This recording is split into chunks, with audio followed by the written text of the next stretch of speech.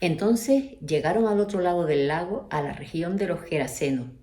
Cuando Jesús bajó de la barca, un hombre poseído por un espíritu maligno salió del cementerio a su encuentro. Este hombre vivía entre las cuevas de entierro y ya nadie podía sujetarlo, ni siquiera con cadenas. Siempre que lo ataban con cadenas y grilletes, lo cual le hacían a menudo, él rompía las cadenas de sus muñecas y destrozaba los grilletes. No había nadie con suficiente fuerza para someterlo. Día y noche vagaba entre las cuevas donde enterraban a los muertos y por las colinas, aullando y cortándose con piedras afiladas. Cuando Jesús todavía estaba a cierta distancia, el hombre lo vio, corrió a su encuentro y se inclinó delante de él. Dando un alarido gritó: «¿Por qué te entrometes conmigo, Jesús, Hijo del Dios Altísimo? En el nombre de Dios te suplico que no me tortures». Pues Jesús ya le había dicho al espíritu: «Sal de este hombre, espíritu maligno». Entonces Jesús le preguntó: «¿Cómo te llamas?». Y él contestó: «Me llamo Legión, porque somos muchos los que estamos dentro de este hombre». Entonces los espíritus malignos le suplicaron una y otra vez que no los enviara a un lugar lejano. Sucedió que había una gran manada de cerdos alimentándose en una ladera cercana. «Envíanos a esos cerdos», suplicaron los espíritus. «Déjanos entrar en ellos». Entonces Jesús le dio permiso. Los espíritus malignos salieron del hombre y entraron en los cerdos, y toda la manada de 1 o 2 mil cerdos se lanzó al lago por el precipicio y se ahogó en el agua. Los hombres que cuidaban los cerdos huyeron a la ciudad cercana y sus alrededores, difundiendo la noticia mientras corrían. La gente salió corriendo para ver lo que había pasado. Pronto una multitud se juntó alrededor de Jesús y todos vieron al hombre que había estado poseído por la legión de demonios. Se encontraba sentado allí, completamente vestido y en su sano juicio, y todos tuvieron miedo. Entonces los que habían visto lo sucedido les contaron a los otros lo que había ocurrido con el hombre poseído por los demonios y con los cerdos. Y la multitud comenzó a rogarle a Jesús que se fuera y los dejara en paz. Mientras Jesús entraba a la barca, el hombre que había estado poseído por los demonios le suplicaba que le permitiera acompañarlo. Pero Jesús le dijo: «No, ve a tu casa y a tu familia y diles todo lo que el Señor ha hecho por ti y lo misericordioso que ha sido contigo». Así que el hombre salió a visitar las 10 ciudades de esa región y comenzó a proclamar las grandes cosas que Jesús había hecho por él, y todos quedaban asombrados de lo que les decía. Vamos a escuchar ahora a Pepe Sánchez. Muy buenas tardes. Doy gracias a Dios por la oportunidad que nos da de estar aquí un jueves más. Hace 2 sesiones comenzamos el tema de la lucha espiritual. ¿Qué deberíamos de pensar hoy los creyentes de Satanás y de los demonios? Habíamos definido a los demonios de la siguiente manera. Los demonios son ángeles malignos que pecaron contra Dios y que ahora continuamente hacen el mal en el mundo. Y estamos planteando este estudio siguiendo el esquema que Wayne Grudem propone en su libro de Teología Sistemática, con 4 aspectos. El primero, el origen de los demonios. El segundo, Satanás como cabeza de los demonios. El tercero, la actividad de Satanás y de los demonios. Y el cuarto, nuestra relación con los demonios. Este es el esquema que estamos siguiendo. Y en sesiones anteriores abordamos los 3 primeros puntos: el origen de los demonios, Satanás como cabeza de los demonios y la actividad de Satanás y de los demonios, en tercer lugar. Y entre esta sesión y la próxima estudiaremos el 4º aspecto, lo que es nuestra relación con los demonios. Y para poder entender bien este 4º aspecto vamos a ver 7 puntos. ¿Están hoy los demonios activos en el mundo? Sería el primero. No todo mal y pecado procede de Satanás y de los demonios, pero algo sí. El segundo. El tercero es: ¿puede un cristiano estar poseído por un demonio? El cuarto: ¿cómo se puede reconocer la influencia demoníaca? El quinto sería el hecho de que Jesús da a todos los creyentes autoridad para reprender a los demonios y ordenarles que salgan. El sexto sería el uso apropiado de la autoridad espiritual del cristiano en el ministerio a otras personas. Y el séptimo, debemos esperar que el Evangelio triunfe con poder sobre las obras del diablo, claramente. Y vamos a comenzar por el primero. ¿Están hoy los demonios activos en el mundo? Algunas personas, influenciadas por la visión naturalista del mundo, que solo acepta la realidad de lo que se puede ver, tocar o oír, niegan que los demonios existan hoy. Y mantienen que creer en su realidad refleja una perspectiva obsoleta que se enseña en la Biblia y en otras culturas antiguas. Por ejemplo, Rudolf Bultmann, teólogo y erudito alemán del Nuevo Testamento del siglo XX, niega enfáticamente la existencia de un mundo sobrenatural de ángeles y de demonios. Argumenta que esto era mito antiguo y que el mensaje del Nuevo Testamento tenía que ser demitologizado mediante la eliminación de todos estos elementos mitológicos. Y a fin de que el Evangelio pudiera ser recibido por personas modernas y científicas.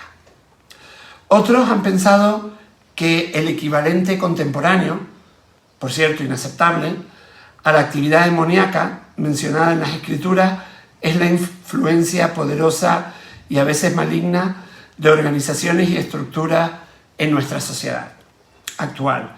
Por ejemplo, gobiernos perversos, corporaciones poderosas que controlan a miles de personas y que a veces se dice que son demoníacas, especialmente en los escritos de teólogos más liberales. Sin embargo, si las Escrituras nos proporcionan una información correcta del mundo como realmente es, pues debemos de tomar seriamente su descripción de la intensa participación demoníaca en la sociedad humana. El hecho de no percibir esa participación con nuestros 5 sentidos nos está diciendo que tenemos algunas deficiencias en nuestra capacidad para entender el mundo. Pero no es que no exista, sino que somos nosotros los que tenemos la deficiencia para no percibirlo. De hecho, no hay razón para pensar que haya hoy menos actividad demoníaca en el mundo que la que había en el tiempo del Nuevo Testamento. Buena parte de la sociedad occidental, secularizada, no está dispuesta a admitir la existencia de demonios, excepto quizás en sociedades primitivas, y relega toda conversación sobre la actividad de los demonios a la categoría de superstición. Pero la negativa de nuestra sociedad a reconocer hoy la presencia de la actividad demoníaca se debe, desde una perspectiva bíblica, sencillamente a la ceguedad de las personas a la verdadera naturaleza de la realidad, a lo que realmente está sucediendo en nuestro mundo. Y con esto en mente nos siguen surgiendo preguntas. Pero ¿en qué clase de actividad se involucran los demonios hoy?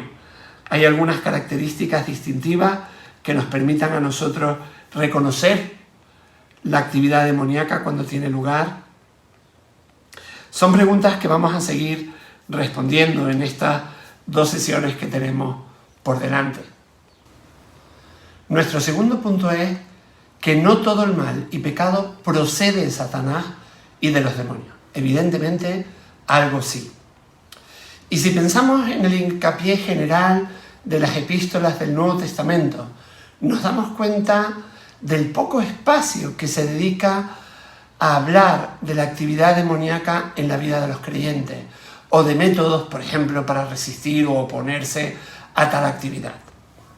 Se hace hincapié en instar a los creyentes a no pecar, a vivir vidas de rectitud. Por ejemplo, en 1 Corintios, donde hay un problema de disensiones, Pablo no le dice a la iglesia que reprenda un espíritu de disensión, sino simplemente los anima a que vivan con armonía y a que se mantengan unidos en un mismo pensamiento y en un mismo propósito. Por ejemplo, en 1 Corintios 1:10. Cuando hay un problema de incesto, no les dice a los corintios que reprendan a un espíritu de incesto, sino que les dice que deberían de estar indignados y que deberían de ejercer la disciplina de la iglesia hasta que el culpable se arrepiente. Por ejemplo, en 1 Corintios 5:1-5. que vamos a leer a continuación. Me cuesta creer lo que me informan acerca de la inmoralidad sexual que hay entre ustedes, algo que ni siquiera los paganos hacen. Me dicen que un hombre de su iglesia vive en pecado con su madrastra. Ustedes están muy orgullosos de sí mismos, en cambio deberían estar llorando de dolor y vergüenza y echar a ese hombre de la congregación. Aunque no estoy con ustedes en persona, sí lo estoy en el espíritu, y como si estuviera ahí, ya emití mi juicio sobre este hombre en el nombre del Señor Jesús. Ustedes deben de convocar a una reunión de la iglesia. Yo estaré presente en espíritu, igual que el poder de nuestro Señor Jesús. Entonces deben de expulsar a ese hombre y entregárselo a Satanás, para que su naturaleza pecaminosa sea destruida y él mismo sea salvo el día que el Señor vuelva. Cuando hay un problema sobre que los cristianos acuden a los tribunales para declarar a otros creyentes, para demandar a otros creyentes, Pablo no les manda que expulsen a un espíritu de licitación o de egoísmo o de pleito, sino les dice sencillamente que solucionen esas situaciones dentro del seno de la iglesia y que estén dispuestos a olvidarse de sus propios intereses. Esto lo podemos leer, por ejemplo, en 1 Corintios 6, 1 al 8. Otro ejemplo, cuando hay desorden relacionado con la cena del Señor, no les manda a expulsar a un espíritu de desorden o de glotonería o de egoísmo, sino solo les dice que deberían esperarse unos a otros y que cada creyente debe examinarse a sí mismo antes de comer el pan y beber la copa. Esto lo leemos en 1 Corintios 33 y 28. De hecho, podemos encontrar ejemplos similares, parecidos, muchas veces en las otras epístolas del Nuevo Testamento. En cuanto a la predicación del Evangelio a los inconversos, la pauta del Nuevo Testamento es la misma. Aunque ocasionalmente Jesús o Pablo expulsaron a un espíritu demoníaco que estaba obstaculizando seriamente la predicación del Evangelio en una área determinada. Tenemos un ejemplo con el endemoniado gadareno, y lo podemos leer en Marcos 5, del 1 al 20. Otro ejemplo, ese ejemplo fue en cuanto a Jesús, cómo lo llevó a cabo, pero otro ejemplo en cuanto a Pablo lo encontramos en Hechos 16 al 18, respecto a la joven adivinadora en Filipo. Vamos a leerlo. Cierto día, cuando íbamos al lugar de oración, nos encontramos con una joven esclava que estaba poseída por un demonio. Era una adivina que ganaba mucho dinero para sus amos. Ella seguía a Pablo y también al resto de nosotros gritando: estos hombres son siervos del Dios Altísimo y han venido para decirles cómo ser salvos. Esto mismo sucedió día tras día hasta que Pablo se exasperó de tal manera que se dio la vuelta y le dijo al demonio que estaba dentro de la joven: te ordeno en el nombre de Jesucristo que salgas de ella. Y al instante el demonio la dejó. Pero tenemos que ser conscientes de que este no es el patrón de ministerio que vemos, sino que sencillamente se hace hincapié en la predicación del Evangelio, como podemos ver en Mateo 9:35 o en Romanos 1:18 al 19 o en 1 Corintios 7 al capítulo 2, versículo 5. Son textos que te animo a que puedas leer y ver esta realidad que te estoy compartiendo. Aunque en los ejemplos del endemoniado gadareno y de la joven adivinadora se enfrentó a la oposición en el proceso de la proclamación del Evangelio, en la evangelización en sí, en claro contraste con la práctica de los que hoy hacen hincapié en un nivel estratégico de guerra espiritual. En ningún caso en el Nuevo Testamento se ve que alguien, por ejemplo, emplazando un espíritu territorial al entrar en una región a predicar el Evangelio. En En los dos ejemplos citados arriba, el demonio estaba en la persona y la persona, influenciada por el demonio, inició la confrontación. En segundo lugar, tampoco se ve la cuestión de que se demande información a los demonios sobre una jerarquía demoníaca local. Ni, en tercer lugar, dice que debiéramos creer o enseñar información derivada de los demonios. Ni, en cuarto lugar, enseña mediante la palabra o el ejemplo que ciertas fortalezas demoníacas sobre una ciudad debieran ser derribadas antes de que se pueda proclamar el Evangelio con eficacia, o antes que podamos evangelizar con eficacia. Más bien, los cristianos predican el Evangelio y este llega con poder, pues para cambiar vidas, precisamente. Por supuesto, la oposición demoníaca puede surgir, o Dios mismo puede revelar la naturaleza de cierta oposición demoníaca, en cuyo caso los cristianos deberíamos orar y luchar en su contra, como nos plantea también textos como 1 Corintios 12, versículo 10, 2 Corintios 10, del 3 al 6, o Efesios 6, 12, textos que los voy a leer a continuación. A uno le da el poder para hacer milagros y a otro la capacidad de profetizar. A alguien más le da la capacidad de discernir si un mensaje es del Espíritu de Dios o de otro espíritu.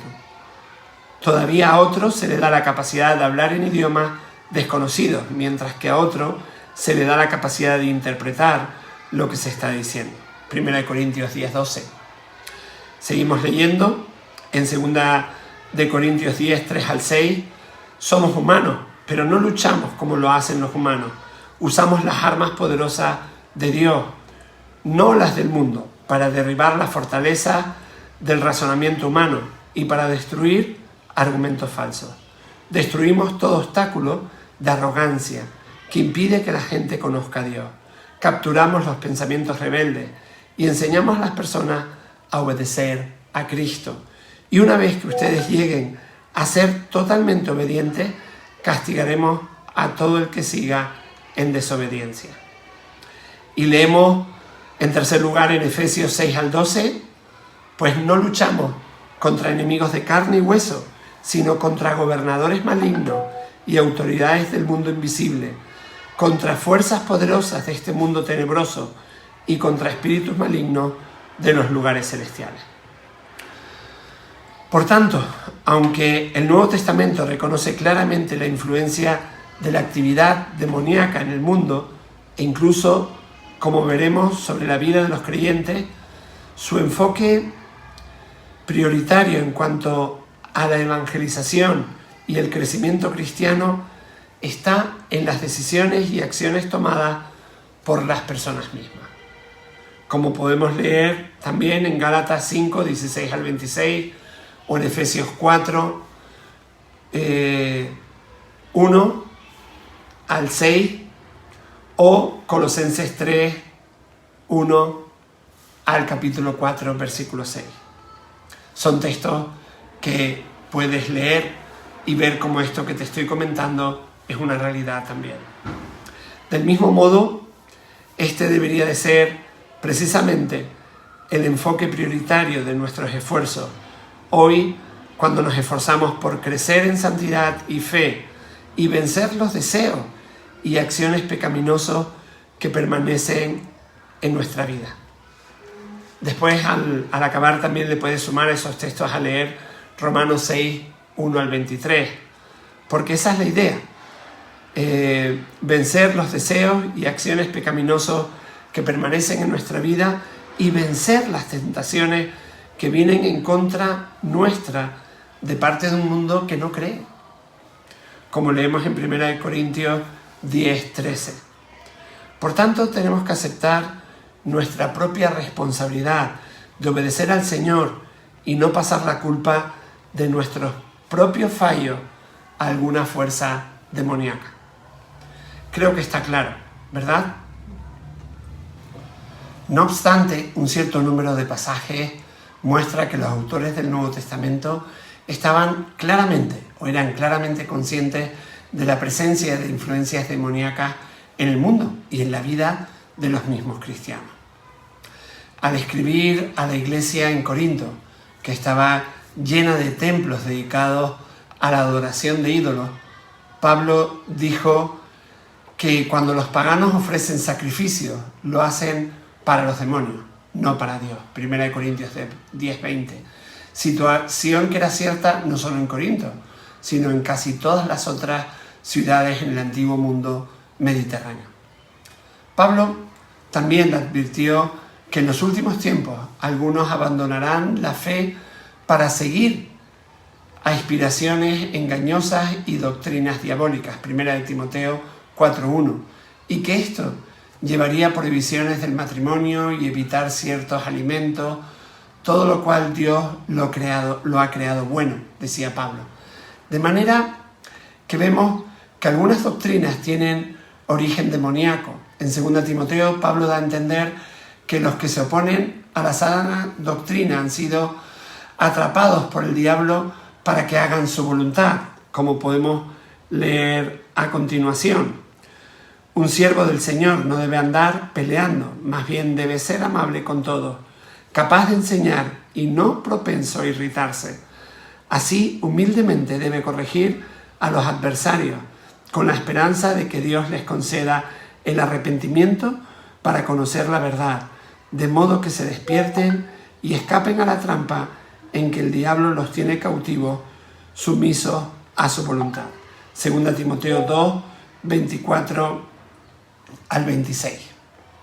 Jesús había afirmado del mismo modo que los judíos que se le oponían de forma obstinada estaban siguiendo a su padre el diablo.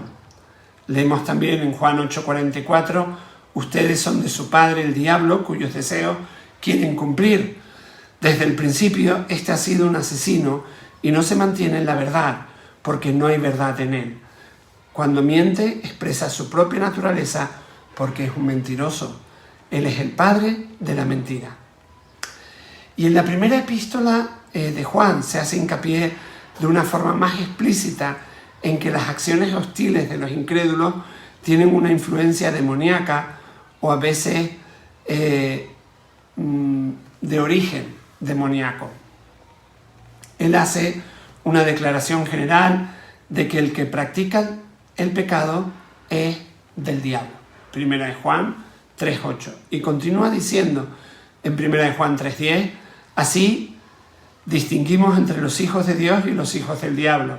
El que no practica la justicia no es hijo de Dios, ni tampoco lo es el que no ama a su hermano. Y Juan caracteriza aquí a todos los que no son nacidos de Dios como hijos del diablo y sujetos a la influencia de sus deseos. Así sucedió con Caín, quien por ser del maligno asesinó a su hermano, Abel, 1 Juan 3:12, aunque no se menciona para nada la influencia de Satanás en el texto de Génesis 4:1 al 16. Juan también dice en 1 Juan 5:19, sabemos que somos hijos de Dios y que el mundo entero está bajo el control del maligno. Luego en Apocalipsis de Satanás se dice que engaña al mundo entero. Apocalipsis 12:9. Como indicamos arriba, a Satanás también se le llama el príncipe de este mundo, Juan 14:30, y el Dios de este mundo, 2 Corintios 4:4, y el espíritu que ahora ejerce su poder en los que viven en la desobediencia, Efesios 2:2. Y cuando combinamos todas estas declaraciones y vemos que se dice que Satanás es el originador de mentiras, asesinatos, engaños, falsas enseñanzas y el pecado en general, parece razonable concluir que el Nuevo Testamento quiere que entendamos que hay un cierto grado de influencia demoníaca en casi todas las maldades y pecados que vemos hoy. No todo el pecado está causado por Satanás o los demonios. Tampoco la actividad demoníaca es la mayor influencia a causa del pecado. Pero la actividad demoníaca es probablemente un factor en casi todo pecado y actividad destructiva que se opone a la obra de Dios en el mundo de hoy, porque eso es precisamente lo que quiere el diablo y los demonios. En la vida de los cristianos, como indicábamos arriba, el énfasis del Nuevo Testamento no está en la influencia de los demonios, sino en el pecado que permanece en la vida del creyente. No obstante, debiéramos reconocer que pecar, aun para los cristianos, es dar un punto de apoyo de alguna clase a la influencia demoníaca en nuestra vida. Por eso Pablo podía decir en Efesios 4:26, si se enojan no pequen, no dejen que el sol se ponga estando aún enojados, ni den cabida al diablo.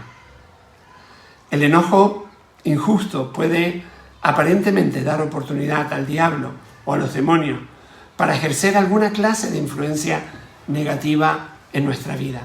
Quizás al atacarnos por medio de nuestras emociones o quizás al aumentar el enojo injusto que ya sentimos en contra de otros. Del mismo modo, Pablo menciona la coraza de justicia en Efesios 6:14 como parte de la armadura que debemos de usar para enfrentarnos a las artimañas del diablo. Y que nuestra lucha no es contra seres humanos, sino contra poderes, contra autoridades, contra potestades que dominan este mundo de tinieblas, con fuerzas espirituales malignas en las regiones celestiales. Efesios 6, 11 al 12. Y si tenemos en nuestra vida áreas de continuo pecado, entonces hay debilidades y agujeros en nuestra coraza de justicia, precisamente. Y en esas áreas somos vulnerables a los ataques demoníacos. ¿Sí? Tiene sentido, ¿verdad? Por el contrario, Jesús estaba completamente libre del pecado y podía decir de Satanás, él no tiene ningún dominio sobre mí. Juan 14:30. Podemos también notar la conexión entre no pecar y no ser tocado por el maligno. En 1 de Juan 5:18 sabemos que el que ha nacido de Dios no está en pecado. Jesucristo, que nació de Dios, lo protege y el maligno no llega a tocarlo. Y precisamente los pasajes precedentes sugieren entonces que donde hay una persistencia de pecado en la vida del creyente, en un área o en otra área, la responsabilidad primera de ese pecado está en el creyente, de forma individual, y en sus decisiones de continuar con esa forma de vivir erróneamente. No podemos quitarnos esa responsabilidad de encima y delegarla en otra fuerza, como vemos Romanos 6, especialmente del 12 al 16, o también en Gálatas 5, 16 al 26. Por esta tarde lo vamos a dejar aquí y en la próxima sesión continuaremos con este punto de nuestra relación con los demonios. Que el Señor te bendiga y que tengas una tarde muy linda. Un abrazo grande.